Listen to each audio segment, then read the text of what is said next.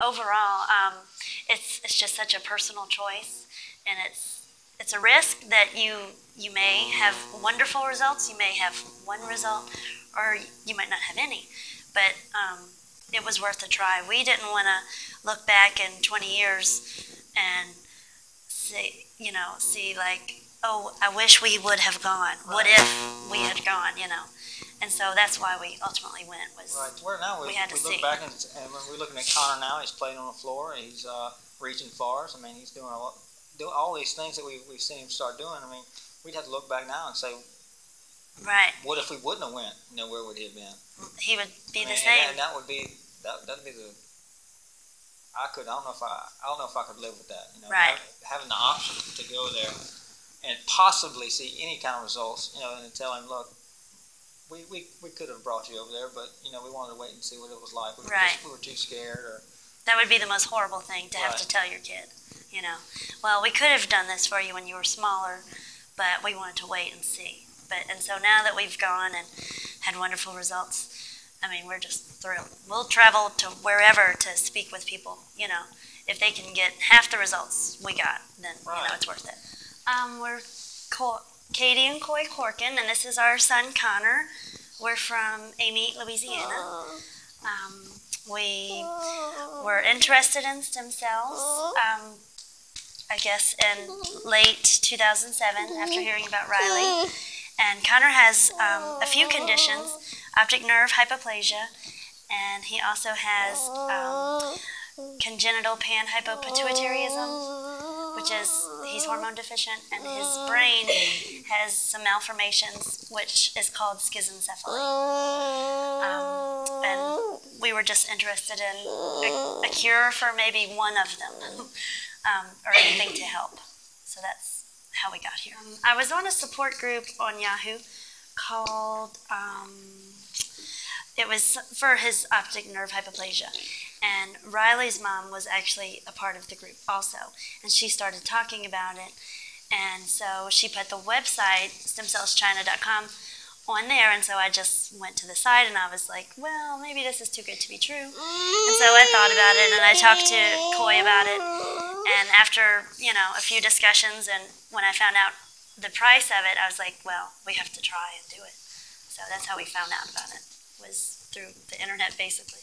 No, nobody said anything about a definite cure. Nobody's ever said anything about a definite cure, and we've never heard that from any parent or anything else. It's just the possibility that it could help. Right. I mean, and Connor, just like all the rest of the kids here, they have so many problems that any little bit of help is. We would be happy with whatever improvement we got. I mean, any little thing that would help their life, and in any way, how small, is a huge accomplishment.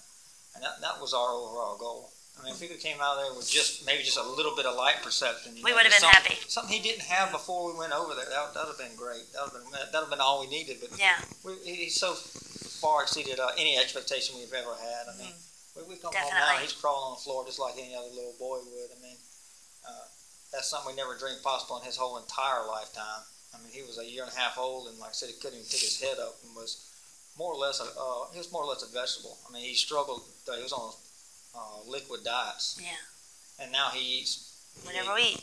Same breakfast I ate this morning. I mean, it's that big of a difference in him. Yeah. He had a really, really bad gag reflex, and I hear that it's common with his condition. So before, he would just drink bottles, milk bottles, Pediasure, just for him to get off his nutrients. He would, even the slightest smooth baby food, as soon as it would get on his tongue, he would just immediately gag. And it was like that until China. And we even had a feeding therapist to try and work with him, and nothing helped. And once we got back from China, we started slowly introducing soft foods to him, and that worked. And then we got to, a little bit more chewy foods, and that worked. And so it's just steadily progressed since then. So he's, eating a lot. He eats a lot. Ones that weren't supportive, I mean, they didn't want anything to do with it. They wouldn't even talk to you. We had doctors drop us just for mentioning it. That we were interested in even going, and we had doctors drop us on the spot. Yeah. And then, like I said, others would really do. There's nothing that they wouldn't do for you. You know, we had one doctor. If his schedule would have worked, he would have came over there with us. Yeah, he wanted to. He was, and that was his optometrist. And I mean, he's that interested in it, and he believed in it that much. Believed that it could work, and he gave us no.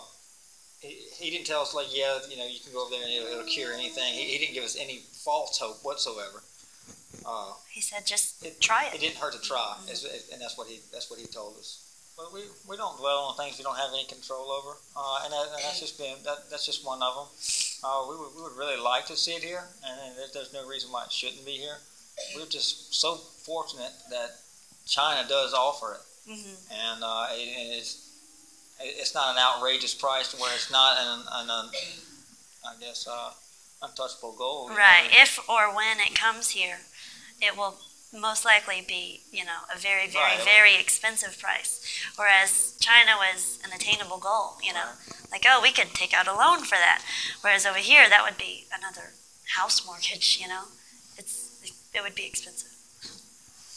Pretty much just think of something that people in your community enjoy to do on any given weekend. Say fishing's real big in your community, you know, if you have a nearby lake where they often have fishing rodeos, something like that. Anything that, or if you even have rodeos or just anything in your community that's real big, basketball tournaments, anything that they're going to go out and do on the weekend anyway. Say have a basketball tournament or a baseball, softball tournament, something like that people come out and they enjoy doing anyway, and it's for a good cause. Those seem to work really well. And it is tiring, and in the beginning, I didn't ever imagine that we would ever be able to raise the money that we did.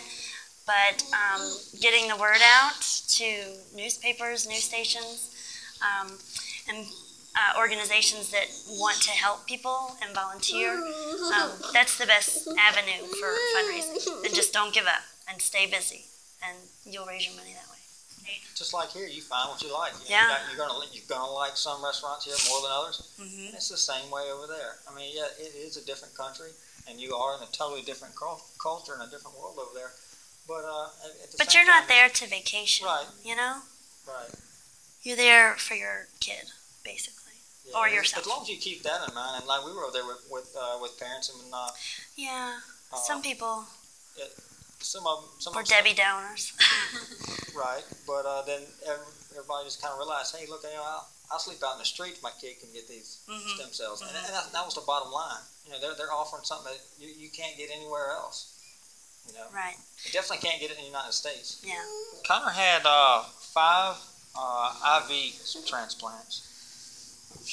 We wanted the lumbar punctures, but a month before we went to China, we found out that Connor has a cyst on his brain, and the doctors in China decided that it would be best for him to just get IVs, and he got the IVs in his forehead, and they worked beautifully. The first one, Connor ran a mild fever. When I say mild, it was maybe 100. Maybe 100. Maybe a fever of 100.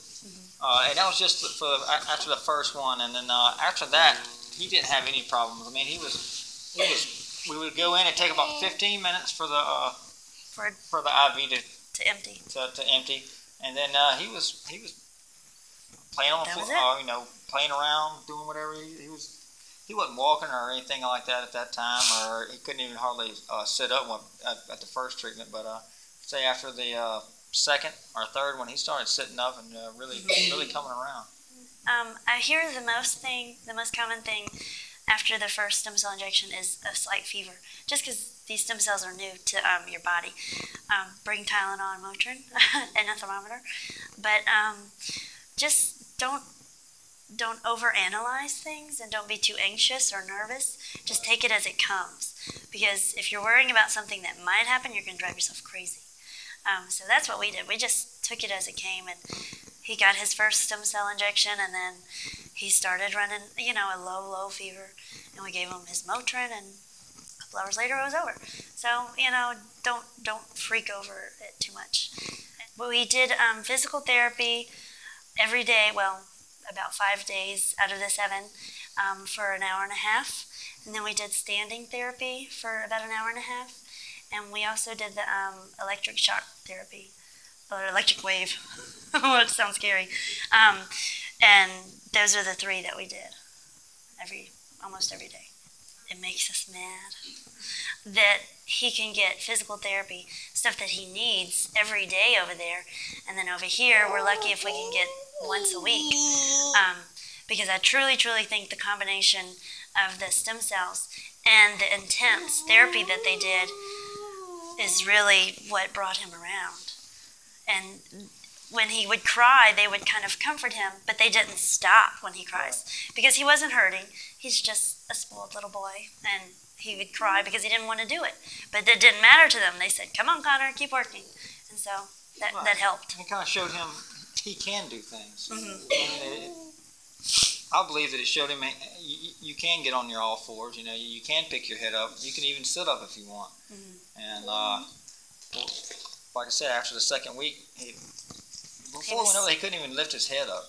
I mean, the whole plane ride over there, he just kept his head down. He acted like a 3-month-old baby, and he was 18 months old. After the second week there, we were just laying in bed one day, and I had him set up, and I kind of just moved away from him, and he stayed up for about 30 seconds probably the first time. Mm-hmm. I mean, we were both astonished. That's something he'd never done before. Yeah.